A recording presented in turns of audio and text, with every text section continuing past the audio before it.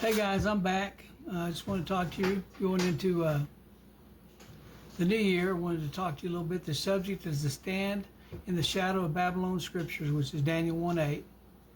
But Daniel purposed in his heart that he would not defile himself with the portion of the king's meat, nor with the wine which he drank.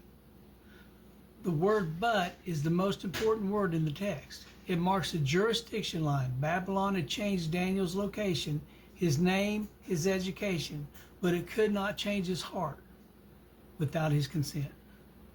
People can do a lot of things to you, but they can't change you unless you allow it. In the forensic study of Daniel 1, you see an attempt at total assimilation. The name change, Daniel, God is my judge, became Belshazzar, Bel's prince. The diet, the king's meat was likely offered to idols or was unclean per the law. Babylonia's goal was to erase the memory of the signal, which was in Jerusalem, and replace it with the noise of the empire. Daniel recognized that while he had to live in the king's palace, he did not have to eat at the king's table. Now understand, he didn't just sit there and refuse. He went to him and he talked to the chief eunuch, and then he talked to the guy that was over him, and he made a deal with them. He didn't just sit there and say, I'm not going to do this. You know, he let God do his work by giving them 10 days. Ephesians 4:14 says, Paul warns us not to be tossed to and fro and carried about with every wind of doctrine. Romans 12:2 says, and be not conformed to this world, but be ye transformed by the renewing of your mind. Daniel 1 is the Old Testament example of the Romans 12:2 command.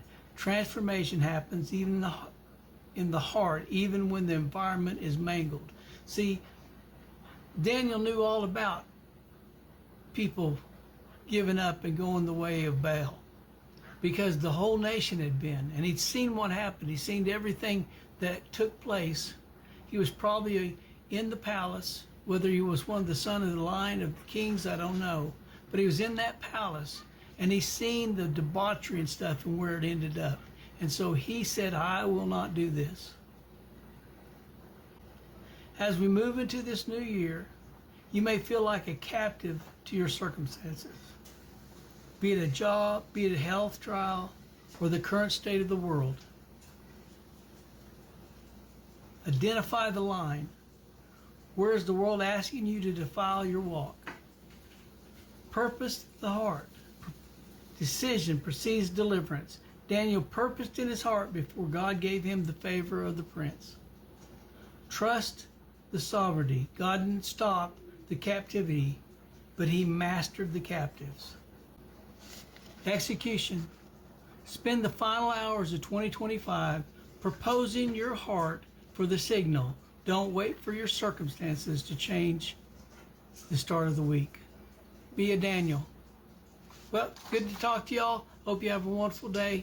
God bless.